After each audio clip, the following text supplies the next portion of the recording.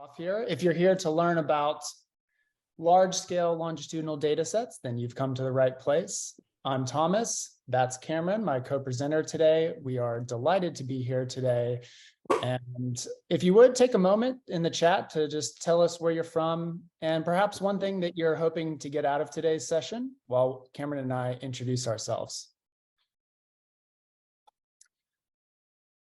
Okay, so who are we? I'm Thomas Torre Gibney. I am a senior research associate in the literacy program at WestEd and an affiliated researcher with our Center for Economic Mobility. WestEd is a national education research, development, and service organization based in the United States. We have a long history of partnering with schools, school districts, states, and other education entities to conduct research and evaluation projects that help our clients improve youth preparedness for college, careers, and life. And a quick word on our Center for Economic Mobility, which is recently launched. So the center strengthens linkages between K-12, adult education, post-secondary ed, workforce development, and employers to foster access to post-secondary education, job training, and credentials that translate to successful careers with income stability and meaningful growth. Cameron, take it away. Thanks, Thomas.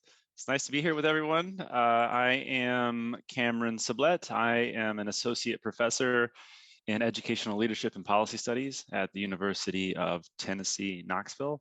I am also the director of the Education Research and Opportunity Center. We are a research center doing P20W research that is high impact, policy relevant, and high rigor. And we are also an outreach center in that we house 5 federally funded TRIO programs. And so I am delighted to be here and appreciative to everyone for organizing this conference. No small logistical feat, and I am very, very impressed. Thanks, Cameron. I see that we've got folks joining us today from Nova Scotia, from España, from research careers in England. So we're delighted to have you all here today. A quick programming note, if you'll allow me that. We are from the United States. We're thrilled to see folks from so many different countries around the world. And we recognize that you come from your own educational context. That's great. We will try to steer clear as best we can from US specific jargon and kind of wonky policy terms. It'll be a little unavoidable, so we'll try to just explain what some of those are as we run through the presentation today. A couple to flag for you right off the bat. When we say K-12, we're really referring to the sort of umbrella of elementary and secondary education in the United States. Post-secondary education is sort of synonymous with tertiary education. And when we say post-secondary, we mean all types of institutions under the sun, from your kind of associate's degree programs that are geared towards 2 years of completion, to your bachelor's programs, to even short-term programs that result in a certificate. So it's a big constellation of institutions in higher education that we have here in the United States. And so when we say post-secondary, that's kind of what we're referring to. Another one, you heard Cameron mention P20W. This is a presentation about the joys of longitudinal large-scale data sets. And so when we say P20W, we're really referring to that full trajectory of schooling in the United States, from preschool or early childhood through elementary, secondary, tertiary education, and then the W stands for the workforce. So part of the promise of these longitudinal data sets is the idea of linking all of those disparate systems together. We're going to talk about how researchers and state authorities, national authorities are trying to do just that here in the United States. So what are we hoping to learn today? So we're going to give you all a quick run through of the modern day policy context around college and career readiness in the United States. We'll talk about the promise and increasing availability of these large-scale longitudinal data sets and their role for informing policy. And we will give you a small, emphasis small, slice of the research evidence emerging from the use of these data sets, including my own study and Cameron's own study, to tell you just a little bit about what we're starting to learn from this large-scale data. I want to start out by kind of framing the policy moment that we're in right now. I've pulled this article, and you can access the article there from the link. When the slides become available later, everything is included in here. Thomas, we're not seeing your slides at the moment. Oh, Thomas, we're not seeing your slides. okay, let's see. Are you seeing it now? No.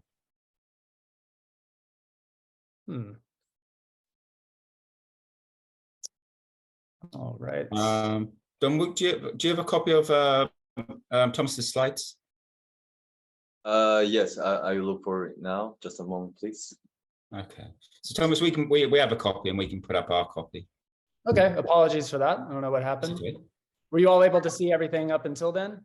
I'm afraid we weren't. We thought you were being very televisual about your presentation, which I think we all rather enjoyed. Okay. You know? If it all goes wrong, Thomas, you think about a career in telly, you know? Yeah, sorry. So you got the presenter in the flesh, but none of the interesting text. Yeah. Okay, well, we'll just pause for a second. Because we do have a bit of extra time, you know, perhaps you could begin again from the beginning, but go through the first part more quickly. Sure. You know what? I can actually try this again. Does that work? Can you all see it now? There you go. That is working now. Okay. My apologies. Okay, how about that? We all good? We're good. Excellent. Okay. All right, let's try this again. So here's how it should have looked when we started off. This is who we are, and here's our agenda for today. Those are the kind of 3 elements we're hoping to hit in our presentation today. I wanted to frame our discussion today around kind of where we are today in the policy context around college and career readiness. I think that this title really aptly describes that moment. This is pulled from kind of the largest periodical that covers education policy and developments in the United States, Education Week. You can access that once the slides are available to you. I think the punchline here is that these days, career readiness is really enjoying a resurgence in the policy discourse. It tends to do that from time to time with new administrations in the United States and new policy priorities. But I think what we're seeing now is a paradigm shift in the ways that people talk about career readiness, no longer as something separate and apart from academic rigor and academic preparation, but rather something very much complementary to and embedded within rigorous academic programming. And I want to emphasize that this hasn't always been the case in the United States. The United States has kind of suffered from a history in which career readiness has historically been the province of what we call career and technical education, or CTE here, which is analogous to, but not exactly identical to, the vocational and education training, or VET programs of other countries. And kind of the key here is that those programs have traditionally been siloed from the so-called academic or college prep tracks in the United States. And there is a sort of pernicious legacy of tracking in US secondary education systems, which then sort of reified the stratification that you see in higher education as well. And that's kind of where we've come from. So a stratified system of K-12 and tertiary education, serving to sort students into different tracks based on perceived abilities and other characteristics. This is not random. We know from the research and from some great foundational work by folks like Jeannie Oakes and other researchers that racial minorities, students of lower socioeconomic status, low achieving students have been more likely to be sorted into tracks leading to jobs with little promise of economic mobility. And career readiness, inverted commas, programming in the United States has traditionally been relegated to these so-called vocational tracks. So I think the kind of key takeaway here is that this dual track system in the US has propped up some of these long-standing inequalities in the US education system and the economy. And we're seeing the legacy of that today. However, to this observer, at least, I think there are kind of three broad trends that have happened recently that I think are beginning to change that narrative. The first is greater interest in and funding for career readiness programming. That's been driven by a whole host of developments, the spiraling cost of college in the United States, which is not universally funded for at the state or national level. Some new legislation, such as Perkins 5 in 2018, that's the national legislation that governs career and technical education provision in the United States.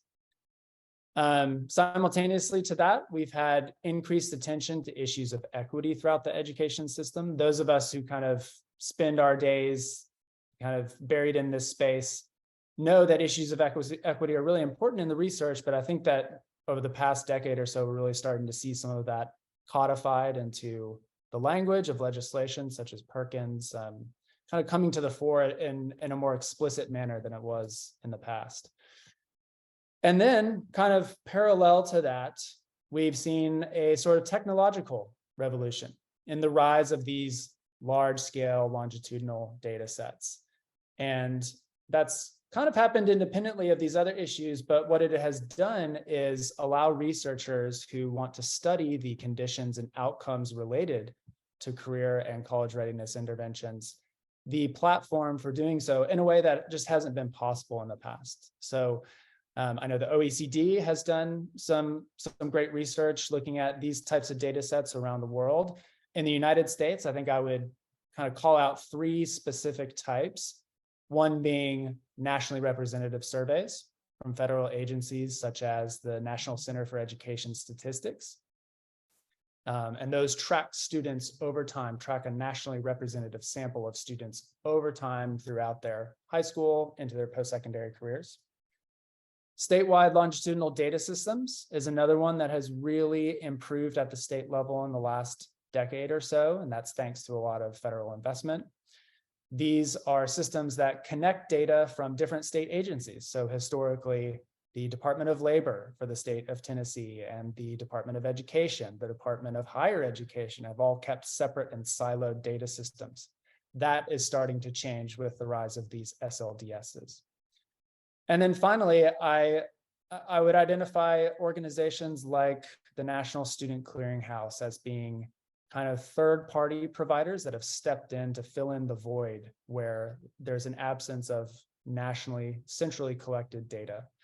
So National Student Clearinghouse is a great example of an entity that has come forward to collect post-secondary enrollment and persistence data for just about 98% of all degree granting institutions in the United States. So high confidence in the kind of completeness and usability of that data. I threw a lot at you, but I'm going to transfer over to Cameron now, who's just going to pick up that thread and just tell you a little bit more about what these data sets have opened up for us in terms of research and policy.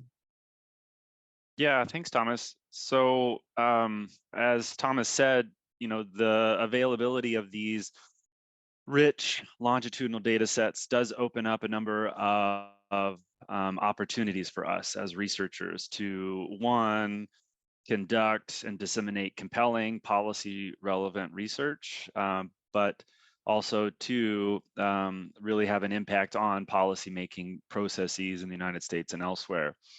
So first, kind of in terms of research, the availability of the longitudinal data sets that Thomas just described, whether they be NCES derived state SLDS systems or third party like the National Student Clearinghouse, allows researchers in the United States and elsewhere to track individual units or students over time and across education segments. So you could have a situation like in my center where we track students across the P20W pipeline. And that's particularly important because it allows researchers to assess long-term impacts. So if there is an early education intervention designed to, for example, increase post-secondary or tertiary enrollment, then the availability of access to a longitudinal data set allows researchers to track the intervention and then follow students post-intervention into college or even into the workforce. So it's a much better, a much more powerful tool than just allowing researchers to get a snapshot in time. We can track folks over time. The availability of these data sets also kind of allows for greater statistical power. We have more observations. We have repeated observations. So you can have rich panel data that allows for more complex, more rigorous statistical modeling. But of course, with more observations, we know that we get greater statistical power. So that leads necessarily into greater confidence and external generalizability, internal and external generalizability with regard to our empirical analyses. And something else we would say probably as a consequence of these data being available is that the data are often linked to really rich demographic, geographic, and programmatic details. So for example, in the NCES data sets, they survey students, related to their background, family history. They also pull in their transcript data from the schools that are surveyed as a function of the study. So then we get tremendous detail on the courses students take, when they take them, the outcomes of those courses. And so that allows for a real opportunity to dig deeply into student records to explore a range of interventions or policy areas of interest. I should also say that it's increasingly possible to link data sets that were not intended at their outset to be linked. So I personally oftentimes link NCES data sets to Bureau of Labor Statistics data sets because there's a common identifier a lot of times across these data sets. So for example, students' zip code will be in an NCES data file. And because the availability of the zip code, I can crosswalk that to other data sets provided by the federal government or elsewhere that have zip code level detail within them. So there's kind of a compounding ability to dig deeply and to become more detail oriented for researchers with the availability of these data sets. Next slide, Thomas. So that's the research side of the house. In terms of the policy side of the house, these data sets do allow us to speak in more informed ways to policymakers. So first, I think Thomas and I would argue that the availability of these data sets allow us to empirically assess the impacts of interventions designed to improve academic achievement and labor market outcomes. And so that allows researchers to partner with policymakers in really powerful relationships, right? So researchers can go and say, all right, well, we know there was this intervention in this year. Longitudinal data sets and systems allow us to get access to pre-treatment trends, pre-treatment measures, but then also post-treatment measures. So we can do some sort of quasi-experimental designs that can really inform the policy-making process. What is working, what is not working, what is cost-effective, what is not cost-effective, et cetera. The availability of the data sets that Thomas and I are discussing in this presentation also allow researchers to assess the degree to which a given intervention, a policy impact, a policy shock is or is not equitable. It allows researchers to explore the degree to which a particular intervention was beneficial for a subset of students and maybe not potentially beneficial for another subset of students. For example, the availability of these data sets allows us to examine, for example, did a policy intervention rise the tide of all boats? What about our rural students? What about our female students? What about our queer students? These data sets allow us to assess differential policy impacts, which is of increasing importance to policymakers that are, at the current moment anyway, more interested in elevating issues of equity in education policy research. And then just kind of lastly and related, I would say that the availability of these data sets allows for moderation and mediation sorts of analyses, and allows us to get into and identify contextual factors that may have inhibited the implementation or efficacy of a policy, or may have actually acted as a catalyst for that particular intervention or policy issue. And so what I'll do now is hand it back over to Thomas, who can give us a brief rundown of specific examples of what I'm referring to here. Thomas will illustrate some studies that have been published recently, including a couple of our own that we're going to get into here briefly. Thomas. Excellent. So that's a great segue. What is the field learning from these developments? I'll share just a few examples. We'll go into some more detail about our own studies, because that's our prerogative here. We'll start off with Torre from 2018 on the effect of whole school CTE programs on high school graduation. I think I would foreground this study by saying, one of the key hypotheses of career and technical education goes like this: can the intentional focus on career preparation and learning in applied context, integrating academics with career preparation, can that sort of environment keep students on track to graduate? And Torre's research suggests that yes, it can. So he used an example of these statewide longitudinal data sets, in this case from Massachusetts. And he tracked students from their acceptance into these whole school CTE models all the way up through their expected graduation. And because these schools were oversubscribed, he was able to compare the outcomes of students who were accepted with the outcomes of students who just missed the cut.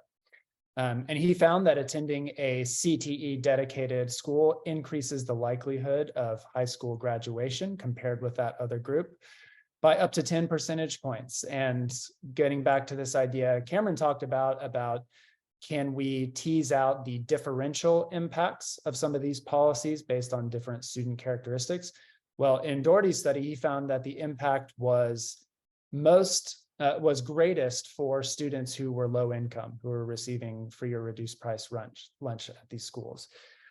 So a great example of the use of a statewide longitudinal data set to look at a kind of career readiness intervention in the high school setting.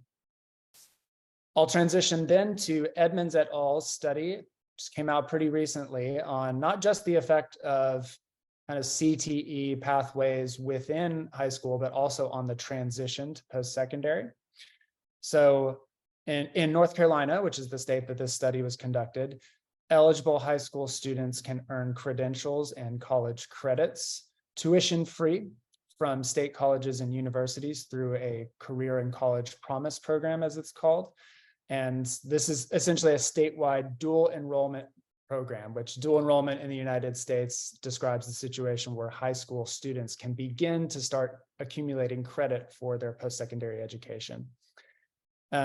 So they've specifically examined a CTE dedicated dual enrollment pathway, and they found positive effects for students in that pathway, particularly for groups who were historically underrepresented in post-secondary education. So on average, CTE dual enrollment students did better on key indicators of the transition to college, so high school graduation, first-time enrollment, and the like, compared to similar students who did not take the dual enrollment courses. So another great example of sort of a career readiness intervention with a specific focus on CTE, but embedded within academic coursework as well, with a specific link to post-secondary education. That's kind of, I've chosen those two studies specifically because they really harken back to that trend I was talking about with this paradigm shift away from seeing kind of college readiness and career readiness as an artificial binary. I'll spend a little bit more time on my study, Torre Gibney, that's me, and Rauner, 2021, on the role of a supportive adult in relation to students' college-going behaviors when part of an intentional education and career planning process. Just to set the stage for this one a little bit, I studied a common practice in United States high schools, which is requiring students to develop an education and/or career plan to guide their secondary course taking and post-secondary application and enrollment goals. The study used not a statewide longitudinal data set, but one of these nationally representative data sets from NCS. In this case, it was the high school longitudinal study of 2009, which was a nationally representative study of first-time high schoolers who entered the 9th grade in 2009.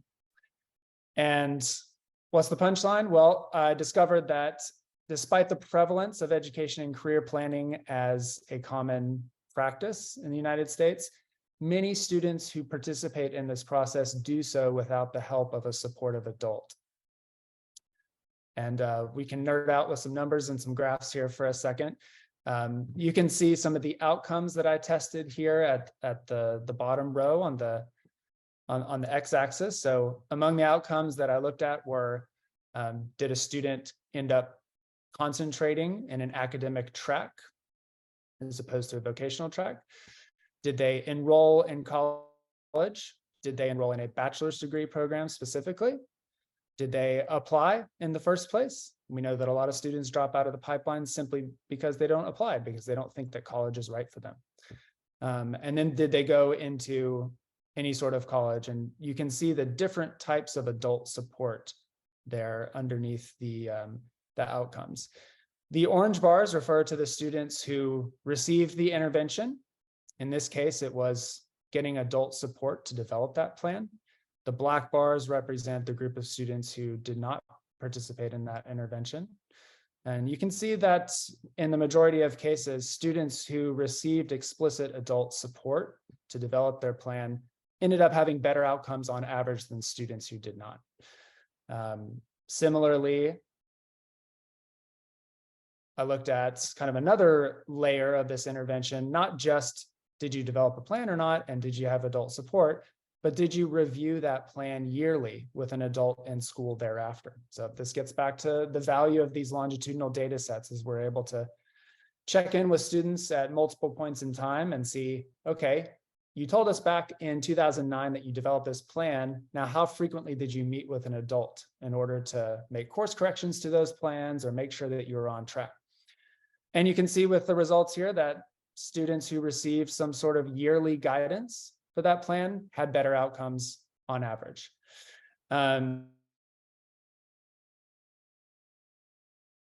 So we can be confident that the results are generalizable. It's a correlational study, so we have to be careful about, making broad statements about impact.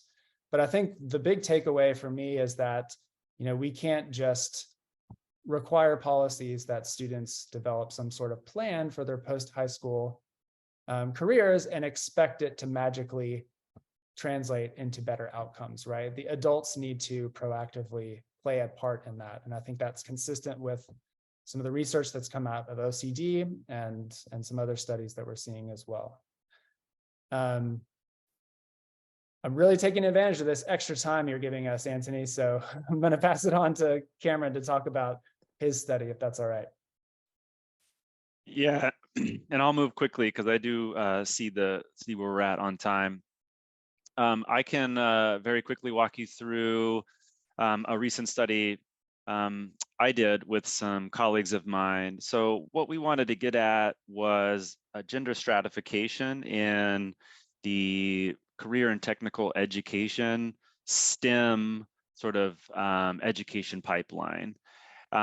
And what we analyzed from our reading of the literature was that existing studies out there kind of are limited in a number of ways. First, they tend to be segmental. There's a study here or there, looking at gender stratification in STEM, but it might be focused in the secondary context. It might be focused in a post-secondary or tertiary context.